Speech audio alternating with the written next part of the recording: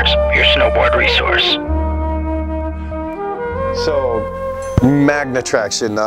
I've moved from Utah to the Pacific Northwest, so until 2.5 years ago, all the riding I've done in my entire life has been in pretty much choice snow and powder. I only went probably 20 times a year, but the 20 times I did go in Utah and in Colorado were the deep POW days. So we never really needed this technology called Magnatraction in the powder. It doesn't do much in the powder. So I came out to the Northwest, was walking around, what store was it? I believe it was REI, with my dad actually in the middle of the summer.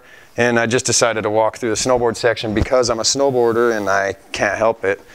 And the first thing I saw was a board sitting on the wall that had these little wavy things on the edge. And it was just something I'd never seen before. So I grabbed my dad, took him over there and showed him, look, this board is selling for 450 bucks. Not this board, guys. But the board I was looking at was selling for 450 bucks and the side of it was waves. And I just laughed and thought, oh my gosh, somebody really thinks that this is going to be okay on a snowboard.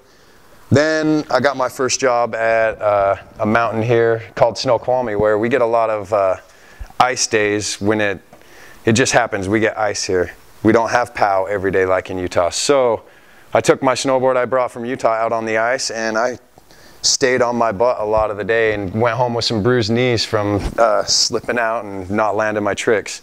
Then one of my buddies the next week told me, hey, you ever tried Magnatraction? And I said, what's that? And then he showed me his board and it was one of these goofy looking wavy side cut boards.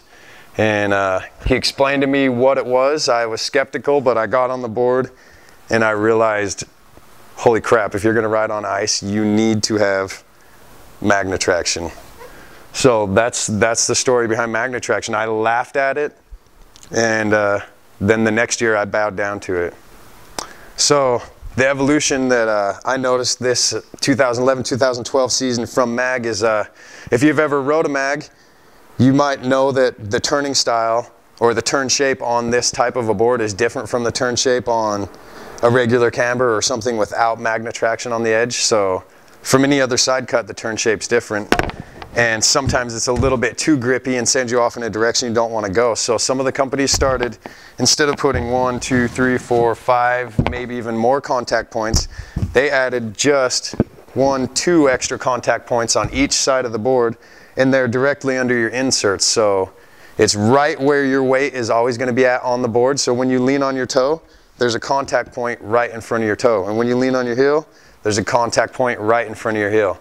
So that allows it not to be too grippy, but grippy enough to hold your edge on a reverse camber board. So that's a new and exciting technology you definitely want to check out if you haven't rode it before.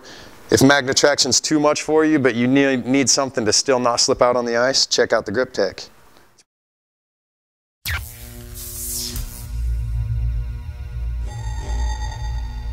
For the latest snowboard reviews, check out boardinsiders.com.